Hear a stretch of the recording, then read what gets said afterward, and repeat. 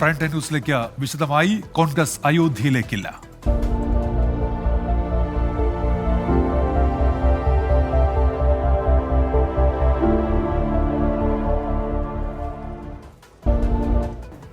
അയോധ്യയിലെ രാമക്ഷേത്ര പ്രതിഷ്ഠാ ചടങ്ങിൽ കോൺഗ്രസ് നേതാക്കൾ പങ്കെടുക്കില്ല.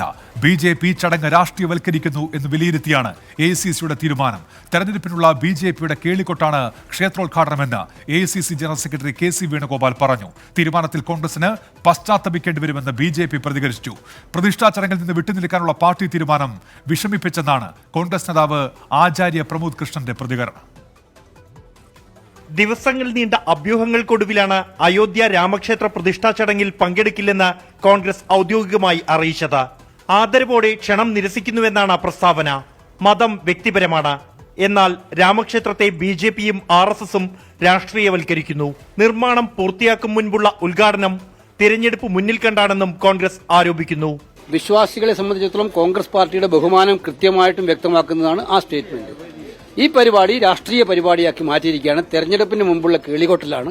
അതിനോട് ഞങ്ങൾ യോജിക്കുന്നില്ല. സോണിയാഗാന്ധി, മല്ലികാർജുൻ ഖർഗെ, അധിർ രഞ്ജൻ ചൌധരി എന്നിവർക്കാണ് പ്രതിഷ്ഠാ ചടങ്ങിലേക്ക് ക്ഷണമുണ്ടായിരുന്നത്. 3 പേരും പങ്കെടുക്കില്ലെന്ന തീരുമാനം പ്രഖ്യാപിച്ചതിനു പിന്നാലെ കോൺഗ്രസിനെതിരെ BJP നേതാക്കൾ രംഗത്തെത്തി. സനാതനധർമ്മത്തെ വീണ്ടും അവഹേളിച്ചെന്ന സ്മൃതി ഇറാനി. കോൺഗ്രസിനെ ജനങ്ങൾ ബഹിഷ്കരിക്കുമെന്ന അനുരാഗ് താക്കൂർ.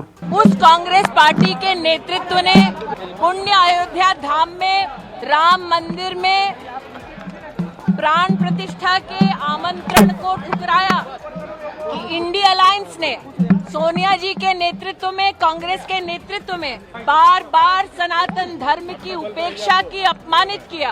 ഇന്ത്യ സഖ്യത്തിലെ മറ്റു പാർട്ടികൾ അയോധ്യയിലേക്കുള്ള ക്ഷണം നിരസിച്ചത് കോൺഗ്രസിനെ പ്രതിരോധത്തിലാക്കിയിരുന്നു. തീരുമാനമെടുക്കാൻ വൈകിയതോടെ വ്യത്യസ്ത അഭിപ്രായങ്ങളുമായി നേതാക്കൾ രംഗത്തെത്തിയതും തലവേദനയായി.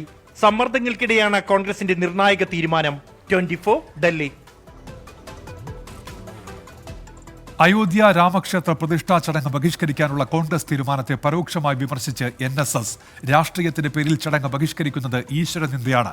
രാമക്ഷേത്രത്തെ ആരെങ്കിലും എതിർക്കുന്നുണ്ടെങ്കിൽ അത് രാഷ്ട്രീയ ലാഭത്തിന് വേണ്ടിയാണെന്നും NSS വാർത്താക്കുറിപ്പിൽ പറയുന്നു. NSSന്റേത് ഹിന്ദു സമൂഹത്തിന് ആത്മവിശ്വാസം നൽകുന്ന നിലപാടാണെന്ന് BJP സംസ്ഥാന അധ്യക്ഷൻ K സുരേന്ദ്രൻ പ്രതികരിച്ചു. രാമക്ഷേത്ര പ്രതിഷ്ഠാ ചടങ്ങിന് വിമർശനവുമായി ശങ്കരാചാര്യന്മാർ. നിർമ്മാണം പൂർത്തിയാക്കും മുൻപ് ചടങ്ങ് നടത്തുന്നത് എതിർത്ത് ജ്യോതിർമഠം ശങ്കരാചാര്യർ. 4 ശങ്കരാചാര്യന്മാർ ചടങ്ങിൽ നിന്ന് വിട്ടുനിൽക്കും. മോദി വിഗ്രഹപ്രതിഷ്ഠ നടത്തുന്നതിനെ എതിർത്ത് പുരി ശങ്കരാചാര്യർ. നരേന്ദ്രമോദിയാണ് എല്ലാം ചെയ്യുന്നത് എങ്കിൽ പൂജാരിമാർ എന്തിനെന്ന് പുരി ശങ്കരാചാര്യർ ചോദിച്ചു. പുതിയ ഇടയന് സ്വാഗതം.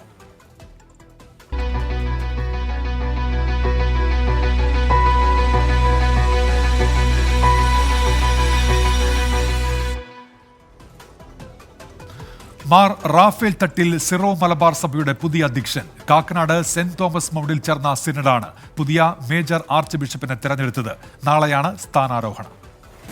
സിറോ മലബാർ സഭയുടെ 4ാമത്തെ മേജർ ആർച്ച് ബിഷപ്പായി ശംഷാബാദ് രൂപതയുടെ മെത്രാനായ മാർ റാഫേൽ തട്ടിൽ പിതാവ് തെരഞ്ഞെടുക്കപ്പെട്ടിരിക്കുന്നു എന്ന സന്തോഷ വാർത്ത അറിയിച്ചു. തൃശൂർ സ്വദേശിയായ മാർ റാഫേൽ തട്ടിൽ കർദിനാൾ മാർ ജോർജ് ആലഞ്ചേരിയുടെ പിൻഗാമിയായാണ് സീറോ മലബാർ സഭയുടെ അധ്യക്ഷ സ്ഥാനത്തേക്ക് എത്തുന്നത്. ജോർജ് ആലഞ്ചേരി സ്ഥാനമൊഴിഞ്ഞതിന് പിന്നാലെ ചേർന്ന സിനഡിൽ ഇന്നലെ നടന്ന വോട്ടെടുപ്പിൽ 2ാം റൗണ്ടിലാണ് റാഫേൽ തട്ടിലിന് 3-2 ഭൂരിപക്ഷം ലഭിച്ചത്.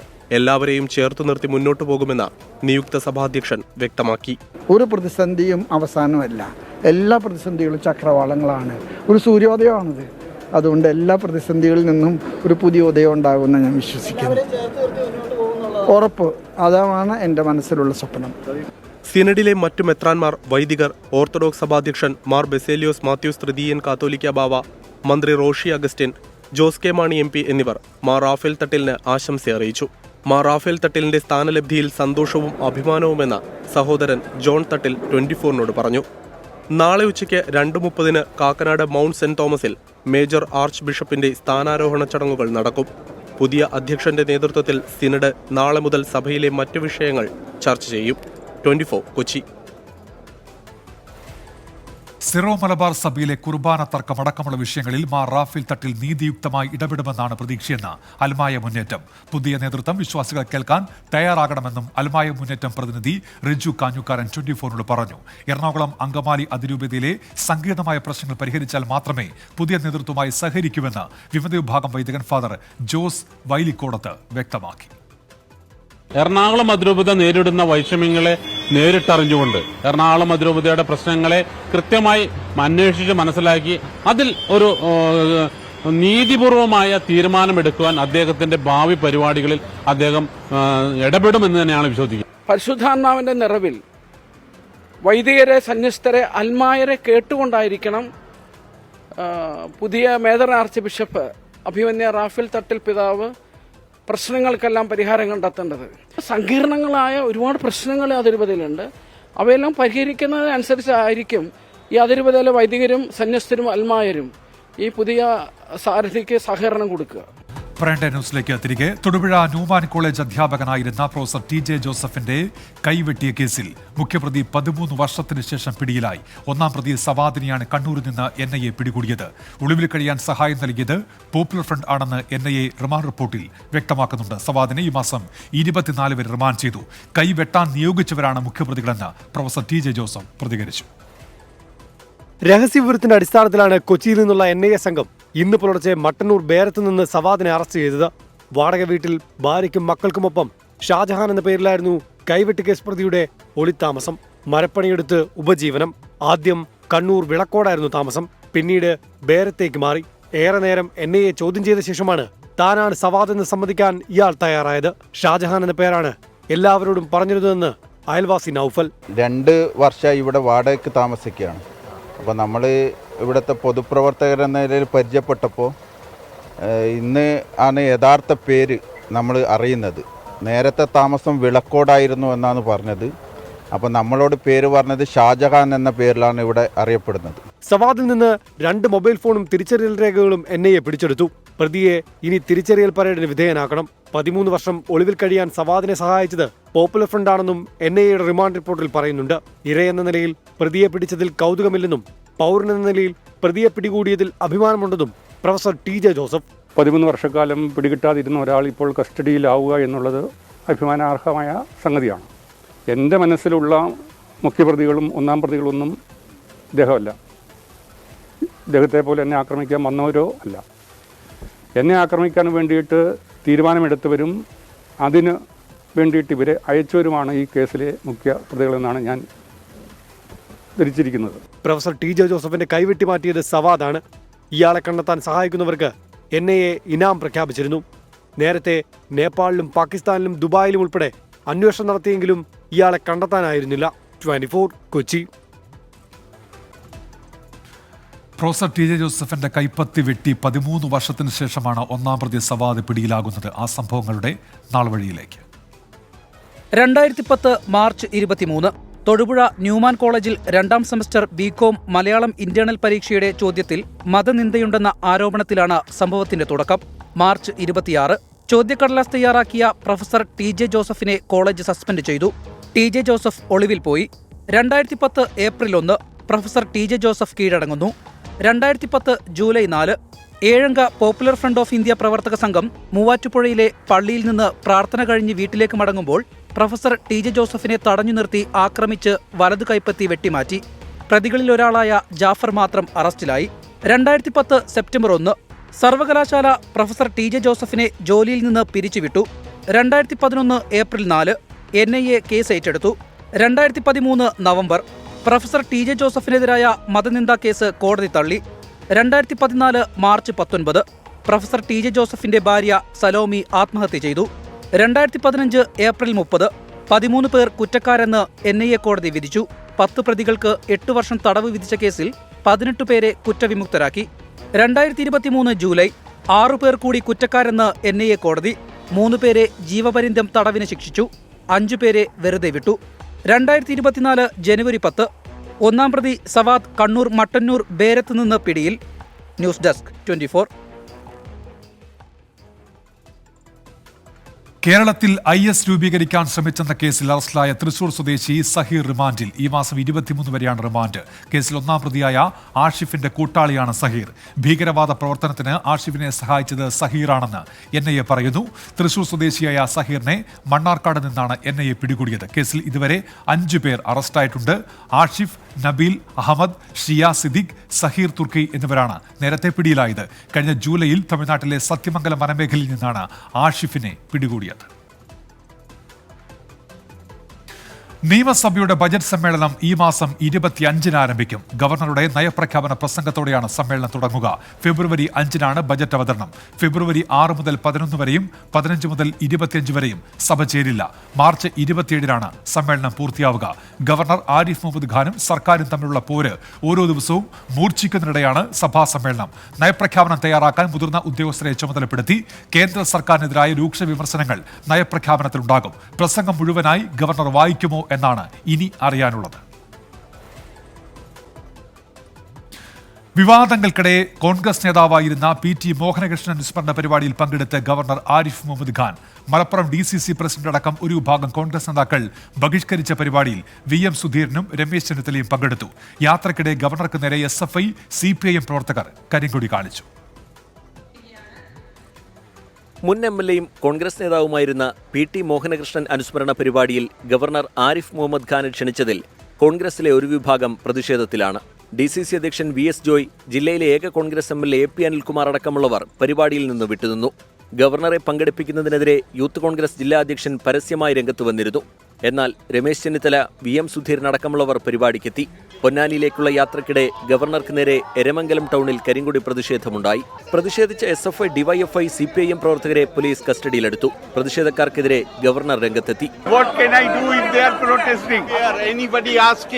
That the car has been damaged and court has taken cognizance. 24 Tirur. Lok Sabha തെരഞ്ഞെടുപ്പ് ഒരുക്കങ്ങളിലേക്ക് കടന്ന UDF ജനുവരി അവസാനത്തോടെ ഘടകകക്ഷികളുമായുള്ള ഉഭയകക്ഷി ചർച്ച ആരംഭിക്കും. സീറ്റ് വിഭജനമടക്കമുള്ള കാര്യങ്ങളിൽ കോൺഗ്രസ് എന്ത് വിട്ടുവീഴ്ചയ്ക്കും തയ്യാറാണെന്ന് UDF കൺവീനർ MM ഹസൻ അറിയിച്ചു. അധിക സീറ്റ് ആവശ്യം മുസ്ലിം ലീഗ് ഔദ്യോഗികമായി ഉന്നയിച്ചിട്ടില്ലെന്നും MM ഹസൻ കൂട്ടിച്ചേർത്തു. പ്രാദേശിക തലത്തിൽ തെരഞ്ഞെടുപ്പ് കമ്മിറ്റികളുടെ രൂപീകരണം ഉടൻ ആരംഭിക്കും. അല്ലാതെ ആ ചർച്ചയിലല്ലേ വരുള്ളൂ. ചർച്ച നടത്തുമ്പോഴല്ലേ ആണോ മറ്റു മാറാൻ പറ്റും. കോൺഗ്രസ് എല്ലാ വിട്ടുവീഴ്ചയ്ക്ക് തയ്യാറാണ്. പക്ഷെ ഒരിക്കലും ഒരു കോൺഗ്രസ് നേതൃത്വം നൽകുന്ന ഒരു പാർട്ടിയും വീഴ്ചയ്ക്ക് തയ്യാറാവില്ലല്ലോ. ഞങ്ങൾ വിട്ടുവീഴ്ചയ്ക്ക് തയ്യാറാണ്. ഞങ്ങളോട് ചോദിച്ചിട്ടില്ല, നിങ്ങളോട് ചോദിച്ചു കാണും. ഔദ്യോഗികമായി അവരുടെ അഭിപ്രായം ഈ ചർച്ചയിലെ അറിയാൻ പറ്റും. മുഖ്യമന്ത്രി ഏക്നാഥ് ഷിൻഡെ നേതൃത്വം നൽകുന്നതാണ് യഥാർത്ഥ ശിവസേനയെന്ന മഹാരാഷ്ട്ര സ്പീക്കറുടെ റൂളിംഗ്. സുപ്രീം കോടതി നിർദ്ദേശപ്രകാരമാണ് സ്പീക്കർ രാഹുൽ സർവേക്കർ തീരുമാനമെടുത്തത്. വീണ്ടും സുപ്രീം കോടതിയെ സമീപിക്കുമെന്ന് ഉദ്ധവ് താക്കറെ പ്രതികരിച്ചു. മുഖ്യമന്ത്രി ഏക്നാഥ് ഷിൻഡെയെയും 16 MLA-മാരെയും അയോഗ്യരാക്കണമെന്ന ആവശ്യം മഹാരാഷ്ട്ര സ്പീക്കർ രാഹുൽ നർവേക്കർ തള്ളി. ഏക്നാഥ് ഷിൻഡെയെ ശിവസേനയിൽ നിന്നും പുറത്താക്കാൻ ഉദ്ധവ് താക്കറെയ്ക്ക് അധികാരമില്ലെന്ന് സ്പീക്കർ വിലയിരുത്തി. ഷിൻഡെ പക്ഷമാണ് യഥാർത്ഥ ശിവസേന. പാർട്ടിയുടെ നേതാവായി ഏക്നാഥ് ഷിൻഡെയെ അംഗീകരിക്കുന്നതായും സ്പീക്കർ വ്യക്തമാക്കി. I am of the view that non-attendance of party meetings, including legislature party meetings, would not attract disqualification under paragraph 21A of ശിവസേനയിലെ ഇരുവിഭാഗങ്ങളും തെരഞ്ഞെടുപ്പ് കമ്മീഷൻ നൽകിയ പാർട്ടി ഭരണഘടന വ്യത്യസ്തമായിരുന്നു. കേന്ദ്ര തെരഞ്ഞെടുപ്പ് കമ്മീഷൻ നൽകിയ 1999-ലെ ഭരണഘടനയ്ക്കാണ് അംഗീകാരമുള്ളതെന്നും സ്പീക്കർ വ്യക്തമാക്കി. യഥാർത്ഥ ശിവസേന ഷിൻഡെയുടേതെങ്കിൽ എന്തുകൊണ്ട് തങ്ങളെ അയോഗ്യരാക്കുന്നില്ലെന്നും വിധിക്കെതിരെ സുപ്രീം കോടതിയിൽ പോകുമെന്നും ഉദ്ധവ് താക്കറെ പ്രതികരിച്ചു. മഹാരാഷ്ട്രയിലെ ജനാധിപത്യത്തെ കശാപ്പ് ചെയ്തതായി മഹാ അഘാടി സഖ്യം പ്രതികരിച്ചു. ഉദ്ധവ് താക്കറെ പക്ഷപ്രവർത്തകർ വിധിക്കെതിരെ മുംബൈയിൽ പ്രതിഷേധിച്ചു. 24 ഡൽഹി. പ്രതിഷേധം കടുപ്പിച്ച് കോൺഗ്രസ്.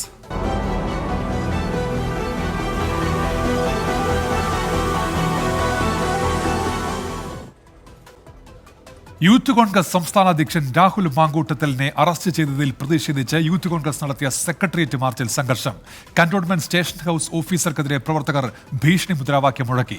പ്രതിപക്ഷ നേതാവ് VD സതീശൻ രാഹുൽ മാങ്കൂട്ടത്തലിനെ പൂജപ്പര ജയിലിലെത്തി കണ്ടു. ജാമ്യം തേടി രാഹുൽ മാങ്കൂട്ടത്തിൽ സെഷൻസ് കോടതിയെ സമീപിച്ചു.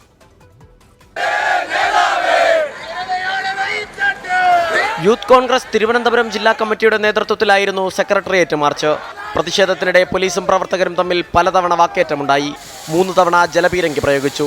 കഴിഞ്ഞ ദിവസം രാഹുൽ മാങ്കൂട്ടത്തിൽ കയർത്ത കന്റോൺമെന്റ് SHO BM ഷാഫിക്കെതിരെ പ്രവർത്തകർ പ്രകോപന മുദ്രാവാക്യം വിളിച്ചു.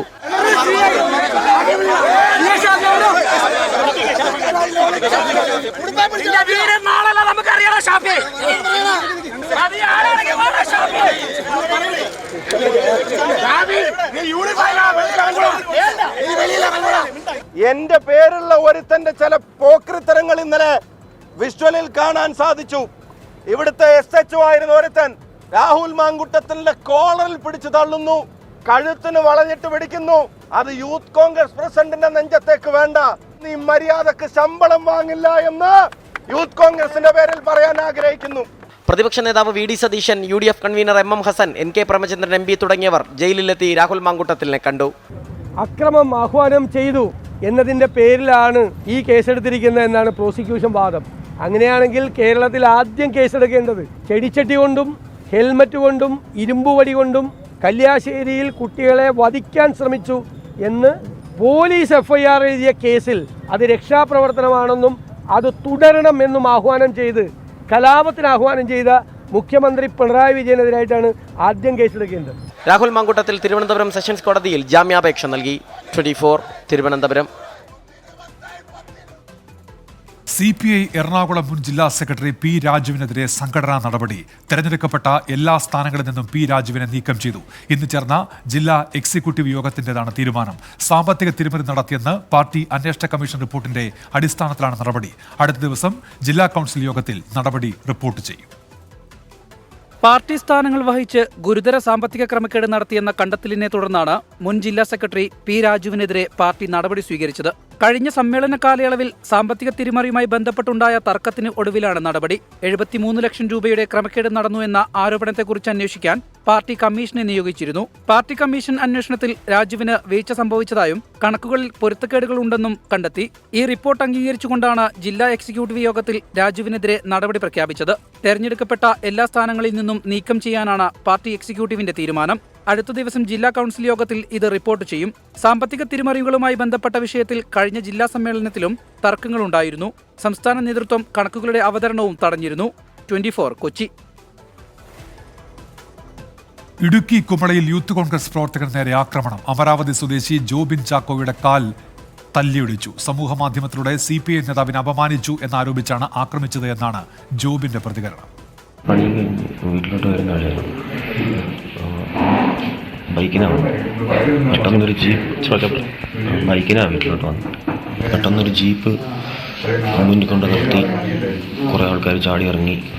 ഞങ്ങൾ ഒരു വാളിന് എൻ്റെ തലക്കിട്ട് വെട്ടി. അന്നേരത്തിന് ഞാൻ ഒഴിഞ്ഞു മാറി താഴോട്ട് വീണു. ബൈക്കിൽ വീണ വഴിക്ക് ആ പുള്ളി കാലിനിട്ട് വെട്ടി. അതോടെ ഞാൻ വീണുപോയി. പിന്നെ കുറേ ആൾക്കാർ കാപ്പിയോടെ ഇറങ്ങി ഭയങ്കരമായിട്ട് അടിയായിരുന്നു.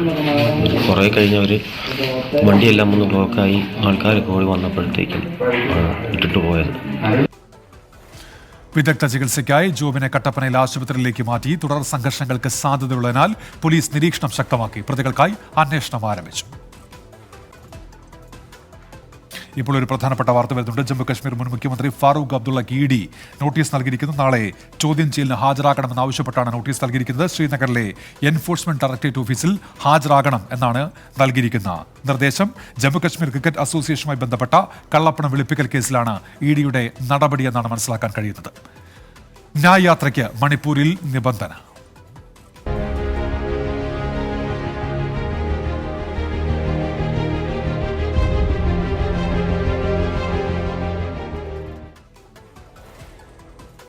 രാഹുൽ ഗാന്ധിയുടെ ഭാരത് ജോഡോ ന്യായ് യാത്രയ്ക്ക് അനുമതി നൽകാൻ നിബന്ധനയുമായി മണിപ്പൂർ സർക്കാർ.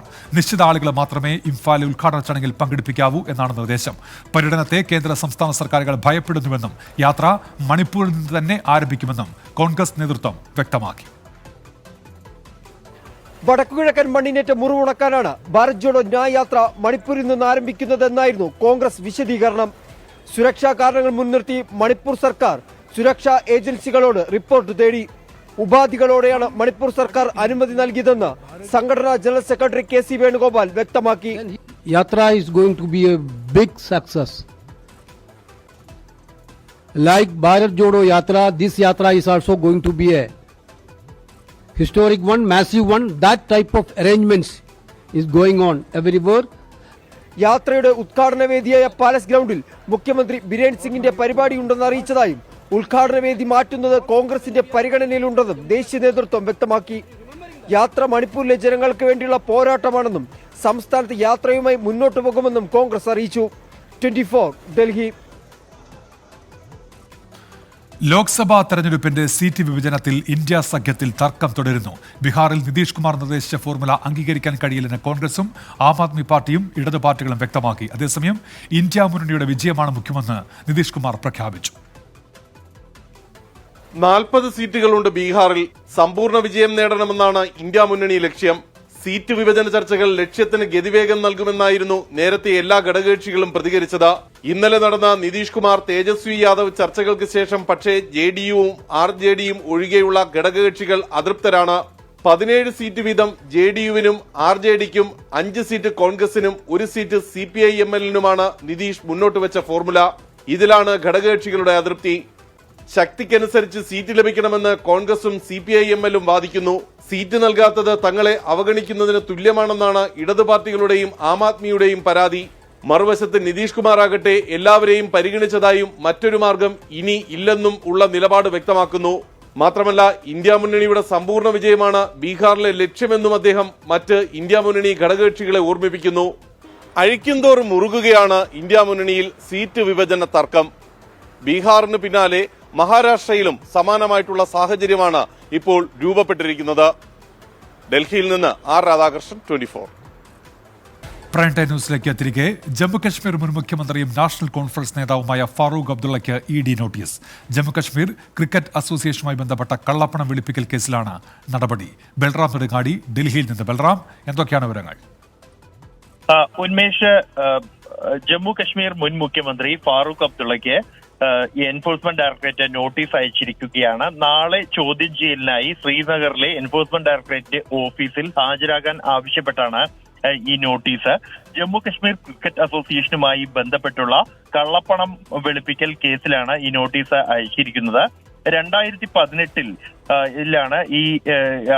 ഈ ജമ്മു കശ്മീർ ക്രിക്കറ്റ് അസോസിയേഷനുമായി ബന്ധപ്പെട്ടുള്ള അനധികൃത പണ ഇടപാടുകളുമായി ബന്ധപ്പെട്ട് CBI കേസ് രജിസ്റ്റർ ചെയ്യുന്നത്.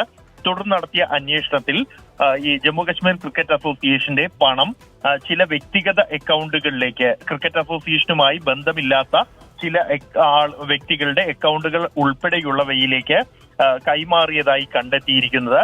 ഇതുമായി ബന്ധപ്പെട്ട് CBI ചാർജ് ഷീറ്റ് ഉൾപ്പെടെ 2018 തന്നെ സമർപ്പിച്ചിരുന്നു.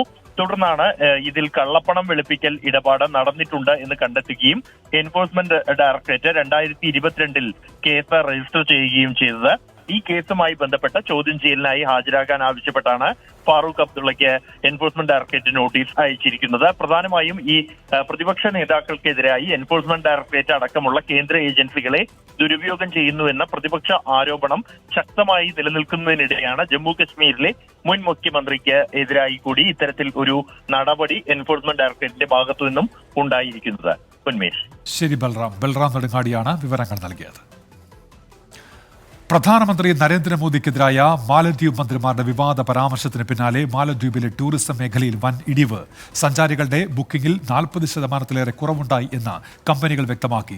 കൂടുതൽ സഞ്ചാരികളെ അയക്കണമെന്ന് മാലദ്വീപ് പ്രസിഡന്റ് മുഹമ്മദ് മുയ്സു ചൈനയോട് അഭ്യർത്ഥിച്ചു. പ്രധാനമന്ത്രി നരേന്ദ്രമോദിയെ അവഹേളിച്ചുകൊണ്ടുള്ള മാലദ്വീപ് മന്ത്രിമാരുടെ പ്രസ്താവനയ്ക്കെതിരെ ബോയ്ക്കോട്ട് മാലദ്വീപ് പ്രചാരണം സമൂഹമാധ്യമങ്ങളിലൂടെ തുടരുകയാണ്. ഇതിനകം തന്നെ മാലദ്വീപിലേക്കുള്ള ഇന്ത്യൻ വിനോദസഞ്ചാരികളുടെ എണ്ണത്തിൽ വലിയ കുറവുണ്ടായതായാണ് കണക്കുകൾ സൂചിപ്പിക്കുന്നത്. പരാമർശത്തിൽ പ്രതിഷേധിച്ച് പല ഇന്ത്യൻ ട്രാവൽ ബുക്കിംഗ് കമ്പനികളും മാലദ്വീപിലേക്കുള്ള സേവനങ്ങൾ നിർത്തിവച്ചിരുന്നു. മറ്റു കമ്പനികളുടെ മാലദ്വീപിലേക്കുള്ള ബുക്കിംഗിൽ 40% കുറവുണ്ടായിട്ടുണ്ട്. മന്ത്രിമാരുടെ വിവാദ പരാമർശം അവഗണിക്കണമെന്നും ബുക്കിംഗ് പുനരാരംഭിക്കണമെന്നും ആവശ്യപ്പെട്ട് മാലദ്വീപ് association of tour and travel operators Indian travel booking കമ്പനികൾക്ക് കത്തയച്ചു. ബഹിഷ്കരണാഹ്വാനം മാലദ്വീപിലെ ടൂറിസം മേഖലയെ ആശ്രയിച്ച് ജീവിക്കുന്ന 44,000-ഓളം പേരെ ബാധിക്കുന്നതായും ഇരു രാജ്യങ്ങളും തമ്മിലുള്ള മികച്ച ബന്ധം ചർച്ചകളിലൂടെ പുനഃസ്ഥാപിക്കണമെന്നുമാണ് കത്തിലെ ആവശ്യം. അതേസമയം ഇന്ത്യൻ വിനോദസഞ്ചാരികൾ ബുക്കിംഗുകൾ റദ്ദാക്കിയ സാഹചര്യത്തിൽ മാലദ്വീപ് പ്രസിഡന്റ് മുഹമ്മദ് മുയ്സു ചൈനയുടെ സഹായം അഭ്യർത്ഥിച്ചു. മാലദ്വീപിലേക്ക് കൂടുതൽ സഞ്ചാരികളെ ചൈന അയക്കണമെന്നാണ് അഭ്യർത്ഥന. ചൈന സന്ദർശനത്തിനിടെയാണ് ഈ അഭ്യർത്ഥന മുന്നോട്ട് വച്ചത്. 24 ഡൽഹി. ഇപ്പോൾ വരുന്നൊരു വാർത്തയിലേക്ക്. കണ്ണൂർ താഴെച്ചുവ കീഴ്ത്തള്ളിയിൽ അമ്പാടി ടെക്സ്റ്റൈൽസ് മില്ലിൽ തീപിടുത്തം. അഗ്നിശമന സേനയുടെ 3 യൂണിറ്റ് സ്ഥലത്തെത്തി തീ അണയ്ക്കാൻ ഇപ്പോൾ ശ്രമിക്കുകയാണ്. സജോ ദേവസ്യുണ്ട് വിവരങ്ങളുമായി. സജോ, ഇത് വലിയ തീപിടുത്തമാണോ? നിലവിൽ എന്താണ് സ്ഥിതി? ഉന്മേഷ്, വലിയ തീപിടുത്തമാണ്. 9:30യോടുകൂടിയാണ് കണ്ണൂർ താഴെച്ചുവയ്ക്കടുത്ത കിഴുത്തള്ളിയിൽ പ്രവർത്തിക്കുന്ന അമ്പാടി ടെക്സ്റ്റൈൽസ് മില്ലിന്റെ കെട്ടിടത്തിന് തീ പടർന്നത്. പിന്നാലെ കെട്ടിടത്തിന്റെ ഭാഗങ്ങളിലേക്കും വലിയ തോതിൽ തീ പടർന്നു. പിന്നാലെ കണ്ണൂരിൽ നിന്നുള്ള ഫയർഫോഴ്സ് യൂണിറ്റും തലശ്ശേരിയിൽ നിന്നുള്ള യൂണിറ്റും അടക്കം ഇപ്പോൾ 5 അഗ്നിരക്ഷാ യൂണിറ്റുകൾ സ്ഥലത്തെത്തി തീ അണയ്ക്കാനുള്ള ശ്രമം തുടരുന്നുണ്ട്. തുണിത്തരങ്ങളും യന്ത്ര സാമഗ്രികളും അടക്കം കെട്ടിടത്തിന്റെ സിംഹഭാഗവും ഇതിനകം തന്നെ കത്തി നശിച്ചിട്ടുണ്ട്. അതേസമയം തീ ഇതുവരെ അണയ്ക്കാനായില്ല. സമീപ ഭാഗങ്ങളിലേക്ക് തീ പടരാനുള്ള ഒരു സാധ്യത ഒഴിവാക്കാനുള്ള ശ്രമകരമായ ദൗത്യം ഇപ്പോഴും ഫയർഫോഴ്സ് യൂണിറ്റുകൾ തുടർന്നുകൊണ്ടിരിക്കുകയാണ്. തീ അണയ്ക്കാൻ ഇത് സാമാന്യം വലിപ്പമുള്ള കെട്ടിടമാണ്. നിരവധി തൊഴിലാളികൾ ജോലി ചെയ്യുന്ന, കാര്യമായ വ്യവസായ പ്രവർത്തനങ്ങൾ നടക്കുന്ന, തുണിത്തരങ്ങളുമായി ബന്ധപ്പെട്ട വ്യവസായ പ്രവർത്തനങ്ങൾ നടക്കുന്ന ഒരു കേന്ദ്രം കൂടിയാണ്. അത് ഏതാണ്ട് പൂർണ്ണമായും തന്നെ അതിനുള്ളിലുള്ള വസ്തുവകകളൊക്കെ ഏതാണ്ട് പൂർണ്ണമായും തന്നെ കത്തി അമർന്നിട്ടുണ്ട്. അതിൽ യന്ത്രങ്ങളും ഒപ്പം ഈ തുണിത്തരങ്ങളും ഉൾപ്പെടെയുണ്ട്. അത് വിവിധ സ്ഥലങ്ങളിലേക്ക് കയറ്റുമതി ഉൾപ്പെടെ ചെയ്യുന്ന ഒരു പ്രധാനപ്പെട്ട കേന്ദ്രമാണ്. അതിന് തീ പൂർണ്ണമായും പടർന്നു പിടിക്കുകയും അതിനിപ്പോൾ മറ്റിടങ്ങളിലേക്ക് പടരാതിരിക്കുക, തീ പൂർണ്ണമായും അണയ്ക്കുക എന്നൊരു ശ്രമകരമായ ദൗത്യമാണ് അവശേഷിക്കുന്നത്. കണ്ണൂരിൽ നിന്നുള്ള 3 ഫയർഫോഴ്സ് യൂണിറ്റുകളാണ് ആദ്യം എത്തിയത്. അത് മതിയാകാതെ വന്നതോടുകൂടിയാണ് തലശ്ശേരിയിൽ നിന്നടക്കം ഫയർഫോഴ്സ് യൂണിറ്റുകൾ എത്തിച്ചിരിക്കുന്നത്. ഇപ്പോൾ 5 യൂണിറ്റുകൾ ഈ പ്രവർത്തനങ്ങൾ തുടർന്നുകൊണ്ടിരിക്കുകയാണ്. ലക്ഷങ്ങളുടെ നാശനഷ്ടം ഉണ്ടായിട്ടുണ്ട്. കെട്ടിടം പൂർണ്ണമായി നശിച്ചിട്ടുണ്ട്. ഇനിയിപ്പോൾ അവശേഷിക്കുന്ന ദൗത്യം എന്നത് തീ അണയ്ക്കുക എന്നതാണ്. ആ ദൗത്യമാണ് ഇപ്പോൾ ഫയർഫോഴ്സ് സേനാംഗങ്ങൾ തുടർന്നുകൊണ്ടിരിക്കുന്നത്. സജോ, ഇപ്പോൾ 9:30 ഉണ്ടായ തീപിടുത്തമെങ്കിൽ ഇപ്പോൾ 2-2.5 മണിക്കൂർ ആവുന്നു അല്ലേ? ഉന്മേഷ്, 9:30യോടുകൂടിയാണ് തീ പടർന്നത്. പിന്നാലെ കുറച്ച് സമയം ഫയർഫോഴ്സ് യൂണിറ്റുകൾ അങ്ങോട്ടേക്ക് എത്തുന്ന കുറച്ച് സമയം വേണ്ടി വന്നിട്ടുണ്ട്. അതിനുശേഷം വലിയ തോതിൽ തന്നെ തീ അണയ്ക്കാനുള്ള ശ്രമങ്ങൾ പിന്നീട് തുടരെ വലിയ തീപിടുത്തമാണെന്ന് വ്യക്തമായതോടെ കൂടുതൽ യൂണിറ്റുകൾ സ്ഥലത്തേക്ക് എത്തിച്ചു. അതിനുശേഷം അതും മതിയാകാതെ വന്നതോടുകൂടിയാണ് തലശ്ശേരിയിൽ നിന്നുള്ള യൂണിറ്റുകൾ കൂടിയും എത്തിച്ചത്. വലിയ ഒരു സാമാന്യം വലിപ്പമുള്ള കെട്ടിടമാണ്. കാരണം വിപുലമായ ഈ തുണിത്തരങ്ങളുമായി ബന്ധപ്പെട്ട വ്യവസായ പ്രവർത്തനങ്ങൾ വിപുലമായി നടക്കുന്ന ഒരു കെട്ടിടമാണ്. തീ പടർന്നു പിടിച്ച് ഒരു ഭാഗത്ത് തീ പടർന്ന് മറ്റിടങ്ങളിലേക്ക് പടരാൻ എളുപ്പമാണ്. കാരണം എല്ലാം ഈ തുണിത്തരങ്ങളുമായി ബന്ധപ്പെട്ട് തുണിത്തരങ്ങൾ സൂക്ഷിക്കുകയും അത് പിന്നീട് കട്ട് ചെയ്ത് വിവിധ വസ്ത്രങ്ങളും മറ്റുമായി നിർമ്മിക്കുകയും ചെയ്യുന്ന ഒരു കേന്ദ്രമാണ്. അങ്ങനെ വരുമ്പോൾ അവിടെ സൂക്ഷിച്ചിരിക്കുന്നത് മൊത്തം ഇത്തരം ഉൽപ്പന്നങ്ങളാണ്, തുണിത്തരങ്ങൾ തന്നെയാണ്. അതിലേക്ക് വളരെ എളുപ്പത്തിൽ തന്നെ തീ പടർന്നു കയറുകയും ചെയ്യും. തീ പടരാനുണ്ടായ കാരണം സംബന്ധിച്ചൊരു വ്യക്തതയില്ല. പക്ഷേ 9:00 തീ പടരുന്നത് ശ്രദ്ധയിൽപ്പെട്ടത്. മറ്റ് ആളപായങ്ങളൊന്നുമില്ല. അവിടെ ഈ മില്ലിന്റെ പുറത്തെ സുരക്ഷയ്ക്കായി മറ്റും നിയോഗിച്ചിരുന്ന ആളുകൾ മാത്രമാണ് ഉണ്ടായിരുന്നത്. അവരും പിന്നീട് നാട്ടുകാരും വിവരം അറിയിച്ചതിന്റെ അടിസ്ഥാനത്തിലാണ് ഫയർഫോഴ്സ് സംഘവും മറ്റും എത്തിയത്. ആളുകളെ സംബന്ധിച്ച് തീ അണയ്ക്കാൻ കഴിയുന്ന ഒരു സാഹചര്യം ഉണ്ടായിരുന്നില്ല. ഫയർഫോഴ്സ് യൂണിറ്റിന്റെ പ്രവർത്തനമല്ലാതെ മറ്റെന്തെങ്കിലും സാധ്യമാകാതെ വന്നു. തീ വളരെ വേഗം ഒരു പഴയ കെട്ടിടം കൂടിയാണ്. പഴയ കെട്ടിടത്തിലാണ് ഈ പ്രവർത്തനങ്ങൾ നടക്കുന്നത്. വളരെ എളുപ്പത്തിൽ തീ ആ കാരണങ്ങൾ കൊണ്ട് പടർന്നു പിടിക്കാം. ഒപ്പം ഇതിൽ സൂക്ഷിച്ചിരിക്കുന്ന ഉൽപ്പന്നങ്ങളെല്ലാം വേഗത്തിൽ, അതായത് പാഴ്സലായി നൽകാനുള്ള ഉൽപ്പന്നങ്ങൾ സൂക്ഷിച്ചിരിക്കുന്നതും അടക്കം വളരെ എളുപ്പത്തിൽ തീ പടരാനുള്ള സാധ്യതയുള്ള കെട്ടിടവുമാണ്. അത് ഏതാണ്ട് പൂർണ്ണമായി തന്നെ ഇതിനകം കത്തി അമർത്തിയിട്ടുണ്ട്. പക്ഷേ തീ അണയ്ക്കാനുള്ള ശ്രമമാണ് ഇപ്പോൾ തുടർന്നുകൊണ്ടിരിക്കുന്നത്. ശരി, തീ അണയ്ക്കാനുള്ള ശ്രമം ഇപ്പോഴും തുടരുന്നു എന്നാണ് സജോ ദേവസ്യ റിപ്പോർട്ട് ചെയ്യുന്നത് കണ്ണൂരിൽ നിന്നും. പ്രൈം ന്യൂസിലേക്ക് തിരികെ. ലോകത്തെ ഏറ്റവും വലിയ സാമ്പത്തിക ശക്തികളുടെ പട്ടികയിൽ ഇന്ത്യ എത്തുന്നത് അന്താരാഷ്ട്ര തലത്തിൽ വാണിജ്യ വ്യവസായ സൗഹൃദ അന്തരീക്ഷം കൂടുതൽ ശക്തമാക്കുമെന്ന് പ്രധാനമന്ത്രി. വൈബ്രന്റ് ഗുജറാത്ത് ഉച്ചകോടിയുടെ 10ാം പതിപ്പ് ഉദ്ഘാടനം ചെയ്ത് സംസാരിക്കുകയായിരുന്നു അദ്ദേഹം. ആഗോള കമ്പനികളുടെ സിഇഒമാരുമായി പ്രധാനമന്ത്രിയുടെ കൂടിക്കാഴ്ചയുണ്ടാകും. ഉച്ചകോടിയിൽ UAE president Sheikh Mohammed bin Zayed Al Nahyan മുഖ്യാതിഥിയായിരുന്നു. UAE പ്രസിഡന്റിന്റെ സാന്നിധ്യം വലിയ നേട്ടമാണെന്ന് ആമുഖത്തോടെയാണ് പ്രധാനമന്ത്രി ഉദ്ഘാടന പ്രസംഗം ആരംഭിച്ചത്. विश्व समृद्धि और विश्व के विकास का बहुत बड़ा आधार है. आज भारत दुनिया की 5th लार्जेस्ट इकोनॉमी है. എല്ലാ മേഖലയിലും വികസനം നേടിയെടുക്കാൻ ഇന്ത്യക്ക് സാധിച്ചു. സ്വന്തം നേട്ടം മാത്രം നോക്കിയല്ല ഇന്ത്യയുടെ പദ്ധതികൾ. ലോകരാജ്യങ്ങൾ ഇന്ത്യയുടെ നേതൃത്വം ഇപ്പോൾ എല്ലാ മേഖലയിലും ആവശ്യപ്പെടുന്നത് ആശാവഹമാണ്. രാജ്യത്തെ പൗരന്മാരുടെ സ്വപ്നം വലുതാകുന്നതിനനുസരിച്ച് ഉയരാൻ തനിക്കും സാധിക്കുമെന്നും പ്രധാനമന്ത്രി പറഞ്ഞു. UAE-യുടെ സഹായവും സഹകരണവും എല്ലാ മേഖലകളിലും ഇന്ത്യയിൽ വർദ്ധിപ്പിക്കുമെന്ന് UAE പ്രസിഡന്റ് വ്യക്തമാക്കി. അദാനി ഗ്രൂപ്പ് അടുത്ത 5 വർഷത്തിനുള്ളിൽ $24 ബില്യൺ ഗുജറാത്തിൽ നിക്ഷേപിക്കുമെന്ന് ഗൗതം അദാനി പറഞ്ഞു. ഇത് ഗുജറാത്തിൽ 1 ലക്ഷം തൊഴിലവസരങ്ങൾ സൃഷ്ടിക്കുമെന്നും അദ്ദേഹം പറഞ്ഞു. ജാംനഗറിൽ 5000 ഏക്കറിൽ ഗ്രീൻ എനർജി ഗിഗാ കോംപ്ലക്സ് സ്ഥാപിക്കുമെന്നും Reliance industries chairman Mukesh Ambani വ്യക്തമാക്കി. ഭാവിയിലേക്കുള്ള കവാടം എന്നതാണ് ഉച്ചകോടിയുടെ പ്രമേയം. ഈ വർഷത്തെ ഉച്ചകോടിയിൽ 34 പങ്കാളി രാജ്യങ്ങളും 16 പങ്കാളി സംഘടനകളുമാണ് പങ്കെടുക്കുന്നത്. 24 ഡൽഹി.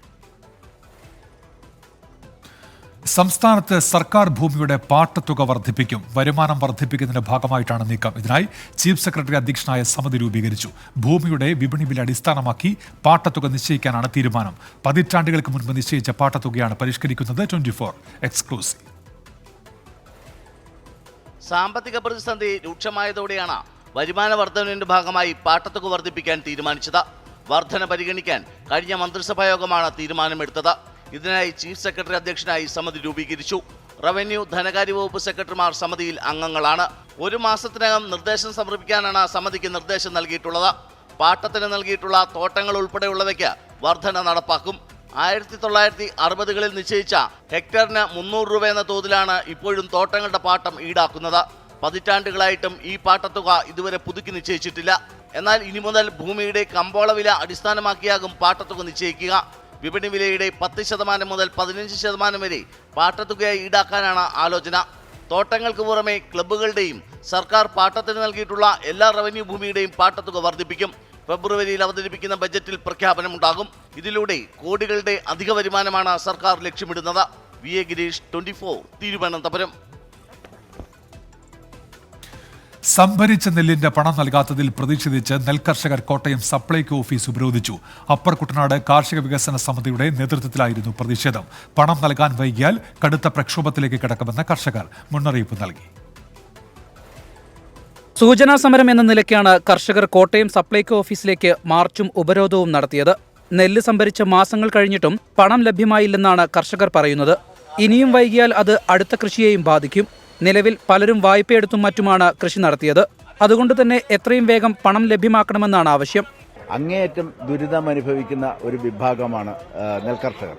അങ്ങനെ ഇത് കൊടുത്തിട്ട് മാസങ്ങൾ അതിന്റെ പണം തിരിച്ചു ലഭ്യമാകാനായിട്ട് നോക്കിയിരിക്കേണ്ടി വരുന്നു എന്ന് പറഞ്ഞു കഴിഞ്ഞാൽ കർഷകൻ കടക്കണിയിലേക്ക് തള്ളപ്പെടുന്നതിന് തുല്യമാവും. കാരണം കർഷകന് വേറൊരു മാർഗമില്ല. സമൂഹത്തിലെ ഏറ്റവും സാമ്പത്തികമായി പിന്നോക്കം നിൽക്കുന്ന വിഭാഗമാണ് നെൽകർഷകർ. ആ കർഷകനെ സംബന്ധിച്ചിടത്തോളം അതിന്റെ പണം യഥാസമയം തന്നെ നെല്ല് സിവിൽ സപ്ലൈ സംഭരിക്കുമ്പോൾ തന്നെ അതിന്റെ പണം ലഭ്യമാവുക എന്നുള്ളത് വളരെ പ്രധാനപ്പെട്ട കാര്യമാണ്. വിരിപ്പ് കൃഷിക്ക് ശേഷം അപ്പർ കുട്ടനാട്ടിലെ 7000-ലധികം കർഷകരിൽ നിന്നായി 2 ലക്ഷത്തിലധികം ക്വിന്റൽ നെല്ലാണ് സപ്ലൈകോ ശേഖരിച്ചത്. ഇതിൽ 2500 കർഷകർക്ക് പണം നൽകി. ബാക്കിയുള്ള 5000 കർഷകർക്ക് ഇതുവരെ പണം ലഭിച്ചിട്ടില്ല. സപ്ലൈകോയും ബാങ്കും തമ്മിലുള്ള എഗ്രിമെന്റ് ഒപ്പിടാത്തതാണ് പ്രതിസന്ധിക്ക് കാരണമെന്നാണ് വിവരം. 24 കോട്ടയം. ഇതോടെ പ്രൈം ടൈം ന്യൂസ് പൂർത്തിയാകുന്നു. Good night.